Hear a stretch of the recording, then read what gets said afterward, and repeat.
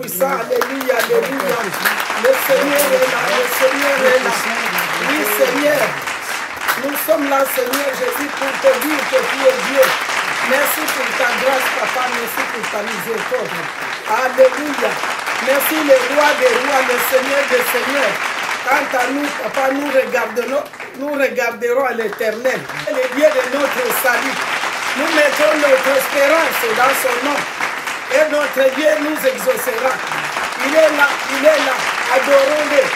Glorifions le Seigneur, le roi des rois, le secours dans la détresse. Celui qui combat pour nous des combats visibles et invisibles. Il est là pour nous libérer, il est là pour nous parler, il est là pour nous guider. Gloire à ton nom, Seigneur Jésus. Gloire au roi des rois. Merci, Seigneur Jésus, pour toutes choses. Alléluia. Gloire au Seigneur des seigneurs. Amen. Alléluia. Amen. Amen. Gloire au Seigneur notre Dieu. Amen. Gloire au Saint d'Israël. Gloire au Seigneur notre force. Amen. Merci Jésus. Tu es là pour nous parler, Seigneur notre Dieu. Merci pour la paix que tu mets à nous. Merci, oh Dieu, pour ta présence. Bien-aimés en Christ Jésus, shalom. Nous sommes là encore une fois de plus pour parler de notre Sauveur Jésus-Christ. Il nous a donné un message très important. Et le sujet, c'est « Deviens un projet de Jésus-Christ ». Amen. Devient un projet de Jésus-Christ. Et comment est-ce qu'on devient un projet de Jésus-Christ? C'est en demeurant en lui. Amen. Nous allons entendre comment demeurer en Christ, comment devenir un véritable projet de Jésus. Alléluia. Quelles sont les conditions pour que tu puisses demeurer en Christ? Et lorsque tu demeures en Christ, lorsque tu deviens un projet de Jésus-Christ, qu'est-ce que tu deviens? Amen. Voilà donc l'essentiel de ce message. Et que le Seigneur soit avec nous. Que le Seigneur vous garde et vous guide. Bien-aimés en Jésus-Christ, nous avons dit que pour être un projet de Jésus-Christ, il faut demeurer en Christ. Amen. Mais c'est quoi demeurer en Christ? Bien-aimé, quand Christ demeure en nous, c'est une grâce qu'il nous donne. Alléluia. Parce que Dieu, 3 fois saint, lorsqu'il demeure dans l'homme pécheur, c'est une grâce. Amen. Parce que pour qu'il puisse demeurer en nous, il faut qu'il puisse te laver. Il faut qu'il puisse te purifier. Il faut qu'il puisse te sanctifier. Voilà donc pourquoi nous allons voir pourquoi faut-il demeurer en Christ. Amen. Et comment cela peut-il se faire?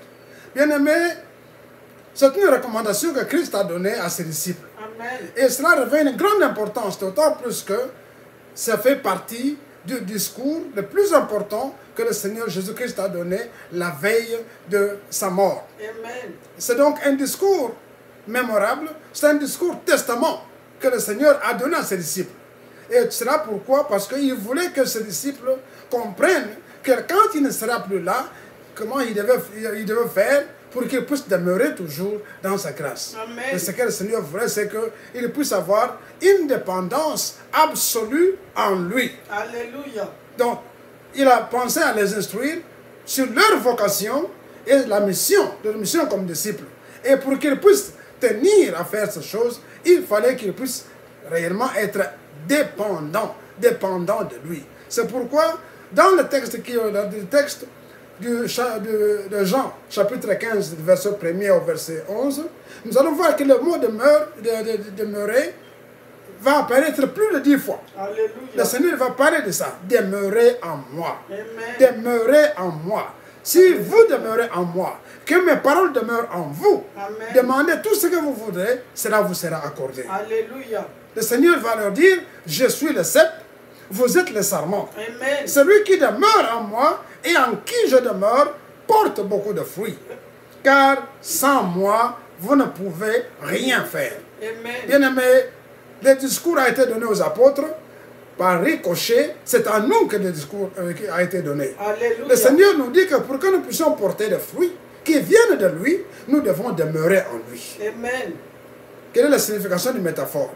Parce qu'il parle de sarment, il parle de la vigne, il parle de cep. C'est une métaphore, c'est une figure de style dans laquelle il est en train de comparer la vigne à lui. Amen. Et qu'est-ce qui se passe? C'est quoi dans l'image la signification de métaphore? Eh bien, le cep, le vigneron d'abord, c'est le Père, Amen. le Dieu Tout-Puissant. Le cep, c'est Jésus-Christ. Amen. Et le sarment, c'est nous. Alléluia. Le sarment, en ce moment-là, c'était les disciples. Mais c'est nous, les chrétiens, qui croyons en Jésus-Christ. Donc, le cep, c'est lui qui donne la force au sarment, et le sarment maintenant porte de fruits. Le vigneron, c'est le Père qui fait croître. Amen. Qui fait croître, qui taille ou émonde les branches pour les rendre productives. Amen. Lorsque nous sommes en Christ, le Seigneur notre Dieu nous fait croître. Alléluia. Lui nous donne la force. Amen. Quand nous dépendons de lui, nous tirons la sève de Jésus-Christ. Cette sève, c'est celle qui nous fortifie, c'est celle qui nous fait croître et c'est celle qui nous fait porter des fruits. Amen. Et alors, le Seigneur, le Dieu Tout-Puissant, le Père, il émonde. C'est quoi émonder? Émonder, c'est un vieux mot qui veut dire couper quelques branches en mauvaise santé. Amen. Ou qui risquent de ne pas produire de fruits pour laisser plus de chance aux autres qui porteront de meilleurs fruits. Gloire à Jésus. Bien-aimés, si Christ ne demeure pas en vous, vous devenez une branche sèche. Et qu'est-ce que le Seigneur fait? Il vous émonde. Amen. Il vous coupe. C'est pourquoi nous devons demeurer en Christ. Parce que quand la branche demeure dans le cep, qu'est-ce qui arrive? Le cep, maintenant, la sève qui vient du cep passe dans la branche est toujours humide. La branche non seulement humide, mais elle va porter des fruits. Amen. Porter des fruits. Pourquoi alors demeurer? C'est quoi exactement demeurer? Parce qu'on parle de ce mot. Le Seigneur a beaucoup insisté sur ce mot. C'est quoi demeurer? Il a dit demeurer en moi, afin que mes paroles demeurent en vous. Amen. Ce verbe répété plusieurs fois signifie habiter, Alléluia. rester, être attaché à Jésus-Christ, Amen. être en lui. C'est notre pasteur. Se vivre et persévérer dans la parole de Christ. Amen. Vivre et persévérer dans la parole de Christ. C'est être uni à Jésus-Christ, être scellé pour une relation permanente avec lui. Amen. Scellé, comme un sceau est scellé sur un papier, donc être attaché à lui d'une façon telle qu'il n'y a pas de possibilité pour que l'ennemi vienne vous séparer. Amen. Donc nous devons avoir un attachement permanent à Christ. Puiser la vie en lui, comme le sarment puise la vie et la sève nourricière dans le cep ainsi qu'il puisse porter des fruits. Mais alors, il y a une chose que nous devons dire. Porter n'est pas produire. Amen. Jésus n'a pas dit vous allez produire des fruits. Vous allez porter des fruits. Porter, ça veut dire quoi? Ça veut dire que le fruit que vous allez avoir ne vient pas de vous. Amen. Vient de Christ. Alléluia. Nous ne sommes que des supports. Amen.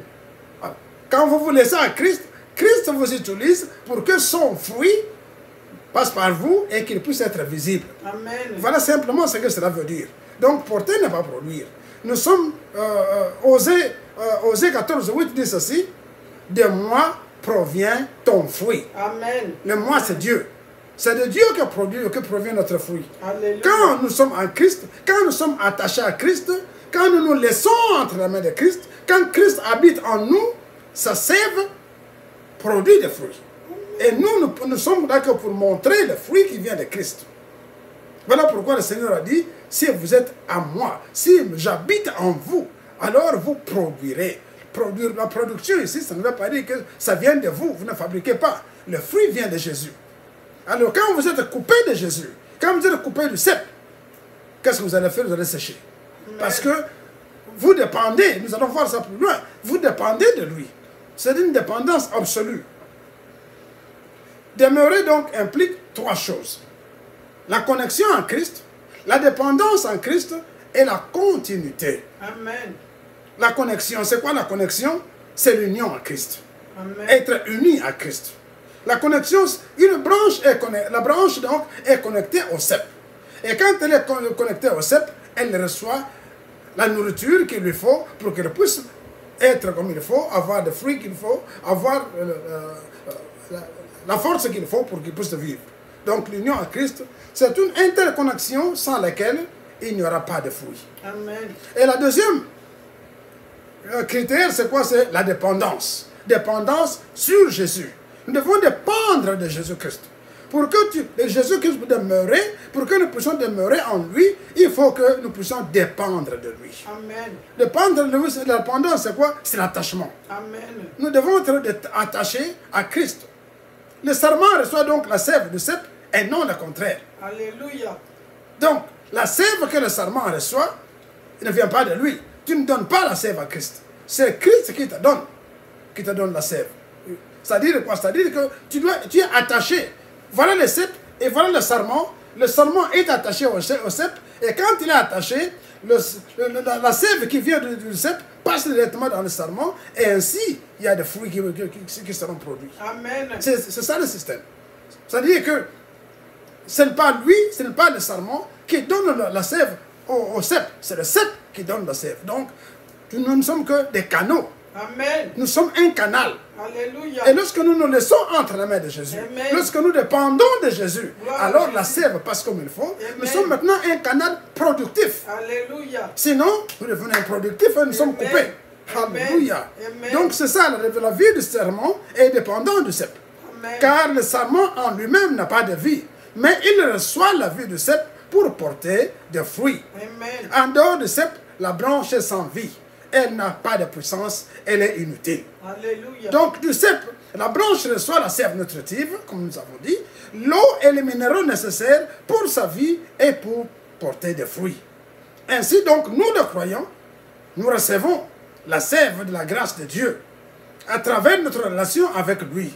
Et nous restons totalement dépendants sur lui pour tout fruit spirituel. Alléluia. Quand nous sommes avec lui, quand la parole de Dieu demeure en nous, quand chaque jour, c'est pourquoi Jésus a dit que cette parole de l'évangile, que cette parole de la loi ne s'éloigne pas de votre bouche. Méditez-la jour et nuit. Et c'est comme ça que vous prospérerez. Amen. C'est donc la même chose que le Seigneur est en train de faire écho ici. Il dit que si la parole, l'évangile qui est sorti de Jésus demeure en nous, nous devons la méditer chaque jour. Amen. Si nous la laissons tomber, nous séchons. Amen. Nous séchons. Donc sans lui, nous ne pouvons rien faire. Alléluia. Tout ce que nous devons faire pour un chrétien qui reçoit Jésus-Christ comme Seigneur Sauveur, il doit dépendre de son Dieu, il doit dépendre de Jésus-Christ en toutes choses. Il ne peut rien faire sans consulter Jésus. Amen. Parce que c'est lui la source de toutes choses. C'est lui qui nous donne la sève pour vivre. Quand tu es coupé de cette sève, c'est fini. Quand tu es coupé de cette, tu es fini, tu meurs. Et maintenant, la troisième condition, c'est la continuité Amen. avec Jésus. Amen. Continuité, nous parlons de persévérance. Alléluia. Nous devons persévérer dans la parole. Gloire à Jésus. Nous devons persévérer. Parce que dans la vie que nous avons, la vie que nous vivons, il y a toujours un problème. Amen. Pour que nous puissions passer outre ce problème, vaincre, nous devons toujours rester dépendants de la parole de Jésus-Christ. Nous devons toujours être attachés. Amen. Donc c'est la persévérance dans la foi en Jésus-Christ. Nous devons habiter d'une façon permanente, continuer à vivre avec Christ. Amen. Continuer sans relâche à lui faire confiance. Amen. Nous devons faire confiance en Christ, en toutes choses, en tout ce que nous faisons. Christ doit être notre centre, doit être notre modèle. Christ doit être notre seul support. Alléluia. Le Seigneur a dit, si ma parole demeure en vous, vous êtes réellement mes disciples. Amen. Voilà comment il leur a dit.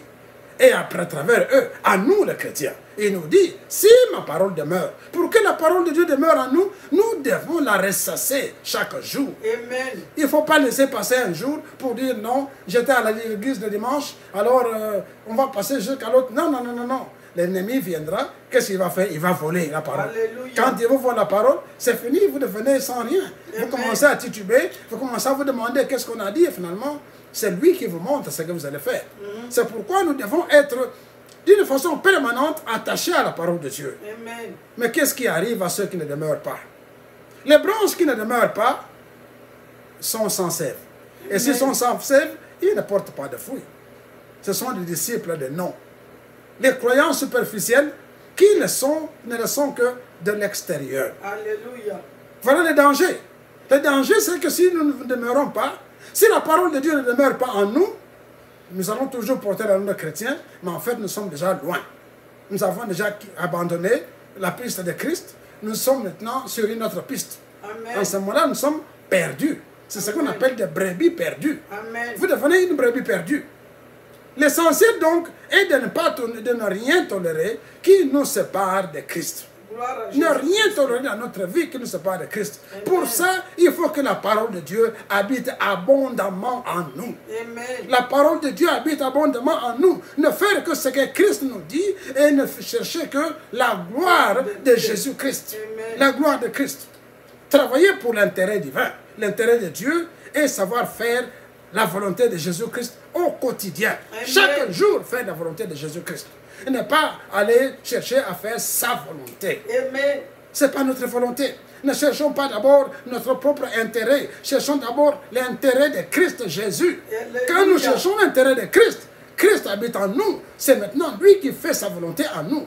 Comprenez, en ce moment-là, c'est lui qui agit, c'est lui qui opère en nous le vouloir et le faire. Il nous guide, il nous montre le chemin, il nous dit fais ce que nous devons faire. En ce moment-là, nous devenons réellement productifs et prospères en toutes choses. Amen. Il ne faut pas suivre Jésus de loin, Amen. mais le suivre en se nourrissant de sa parole. Il faut le Alléluia. suivre en se nourrissant de sa parole chaque jour. Amen. Pour que Christ Amen. demeure en nous, nous Amen. devons être sincères avec lui. Amen. Nous devons renoncer à la perversité. C'est quoi être pervers? Vérité. Être pervers, c'est faire une chose, dire une chose et en faire une autre. Alléluia. Vous vous appelez chrétien, mais ce que vous êtes en train de faire, c'est du paganisme. Alléluia. C'est du paganisme. Et vous demandez aux autres de vous respecter comme ceci, comme... Non, bien-aimé, non.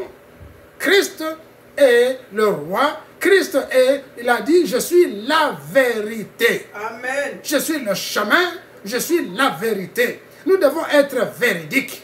Nous devons suivre Christ comme il a voulu que nous puissions le suivre. Amen. Voilà pourquoi nous devons éviter la perversité. Nous devons éviter la compromission. Amen. Perversité et compromission. Quand nous sommes dans ces choses, Christ n'habite plus en nous. Alléluia. Alors là, nous devenons des branches sèches. Amen. Voilà pourquoi, bien-aimés, je vous invite, je nous invite tous à demeurer en Christ, Amen. à demeurer dans sa parole, à ressasser la parole de Dieu jour et nuit, à vouloir toujours vivre pour la gloire de Jésus-Christ. Amen. Faire plaisir à Jésus-Christ, non pas aux hommes. Amen. Faire plaisir à Jésus-Christ, non pas à vous-même. Faire plaisir à Jésus-Christ, non pas à je ne sais pas qui, mais non, Christ d'abord doit être au centre de notre vie. Amen. Bien-aimés, voilà pourquoi aujourd'hui, le Seigneur a permis que nous puissions nous voir, afin que nous puissions sortir cette vérité, que les gens puissent comprendre que le problème que nous avons, c'est qu'ils nous éloignent de Christ, c'est parce que nous nous éloignons de la parole de Dieu. Amen. La parole de Dieu est notre socle, la parole de Dieu est notre force, la parole de Dieu est notre vie. Que le Seigneur notre Dieu nous bénisse. Amen. Que le Seigneur notre Dieu mette en nous son esprit. Que son esprit nous guide afin que nous puissions rester dans sa parole. Que nous puissions avoir l'esprit de sagesse, l'esprit de connaissance dans la parole de Dieu. Et que la gloire revienne à notre Dieu. Alléluia. Merci Seigneur Jésus. Merci, Et je Seigneur. vous bénis tous bien-aimés. Que le Seigneur demeure en vous. Que son Alléluia. esprit demeure en vous. Et Amen. que la gloire revienne à Jésus-Christ notre Gloire à Seigneur. Jésus. En son nom, pour ça nous prions. Amen.